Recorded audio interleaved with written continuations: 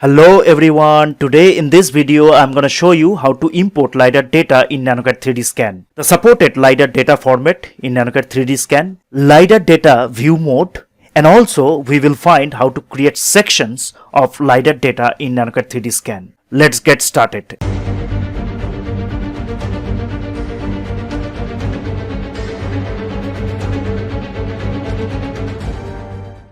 nanoCAD 3D scan, so I can go to this drop down and I can click about, and now you can see nanoCAD 3D scan.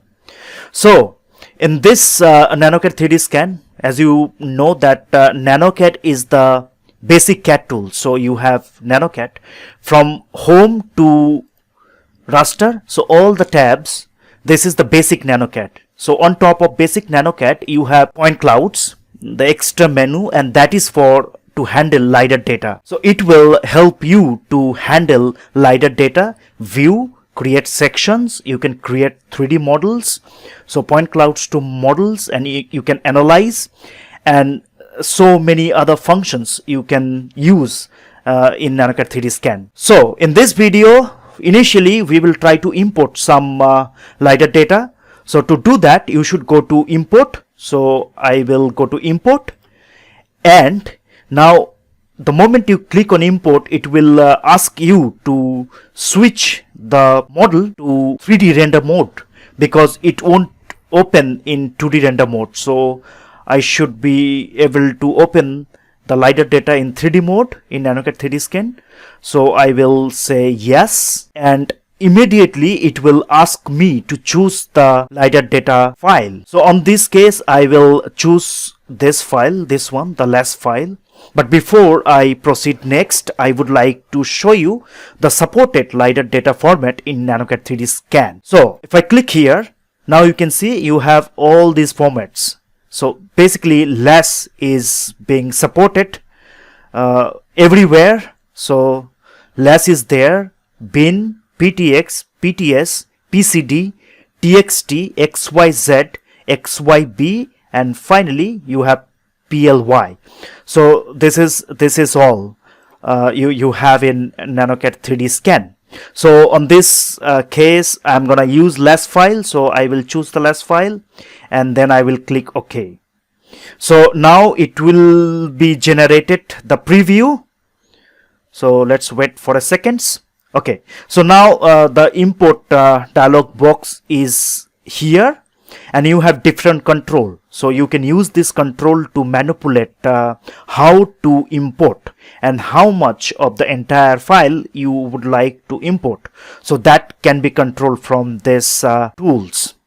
So I'm okay, I'm gonna import the entire files, and now you have some statistics, right? So the statistics is about this LAS file. So here you can see the number of points. So you can find the minimum and the maximum X, Y, and Z values of the specific point cloud data. So you have the statistics, so you can read it here, and then you can choose the unit. So I will keep it default as meter. So I'm okay with this, and now it says that the file has maximum intensity of this value. And apart from this, you have to tab with the metadata and the codes. So codes and metadata, these both informations are currently selected all.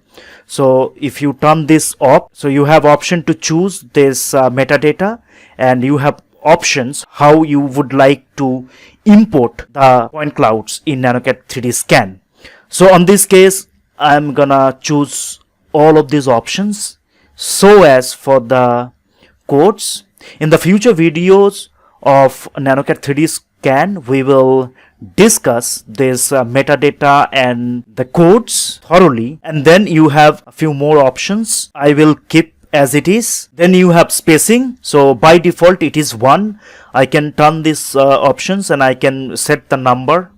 So currently I will use the default one, so I will choose 1 and I will turn this option off. So I'm ready to import now. So the moment I will click OK, so the import will start, and the entire cloud data will be imported in nanoCAD 3D scan shortly. There you go. So now I can see the entire data in nanoCAD 3D scan. So I can press shift and I can hold wheel on the mouse, and then I can see the model from different angle. You have this wheel as well. You can go for top view, you can go for other views, you can go for side views, and you can go any views you want. But from the keyboard I can hold shift and I can hold the wheel on the mouse, and now I can rotate the model, the entire model. Now I can zoom a little bit. So this is the whole informations, right? So this is hardly I can read, because all the points are, if I zoom, so this is very hard to read. But if I change the mode, view mode, so how do we can do that? We should click on view mode, and now you have to control the viewing in terms of color, echo number, elevation, intensity, scan color, source ID, etc. In this case I'm gonna use elevation, so I'm gonna use elevations, and I'm saying that I'm okay with the default settings, so I will say okay. So now the entire model will be rendered. So now I should be able to find it much better. Yes, here. So here you can see a different color for the greens and the other portions. So these are the trees you can see. So it makes it different. If you have points at different elevations, then it will definitely make impact of having color on different elevations, right? Then I will change the view mode, and I will say now I would like to use the intensity mode, and I will click OK. And now this is very good. So now I can see things more clearly.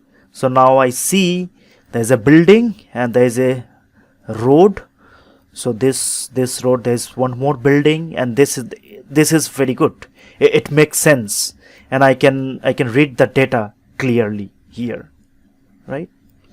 So I will keep it in the intensity mode, and now I would like to create some sections, right? So to do that, I will go to this view, and then I will create one more vertical view. So this is the two different vertical view, and now I would like to create some of the section. So maybe I can cut from maybe from this section. Maybe I can cut from here.